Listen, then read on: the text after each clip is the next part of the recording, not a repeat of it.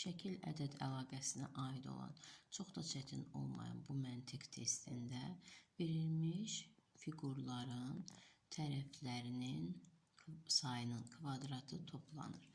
Birinci fiqur kvadratdır. Kvadratın 4 tərəfi var. 4'ün kvadratı isə 16 edir. Onun daxilindəki fiqur 5 bucaqlıdır. 5'in kvadratı 25'dir. Bunların cəmi isə 41 edir. İkinci şəkildə ilk fiqurumuz 6 bucaqlıdır. 6'nın kvadratı 36'dır. Daxildəki fiqurun heç bir tərəfi bucağı olmadığına görə onu 0 götürürük. 36 ilə 0'ın cəmi isə 36 edir.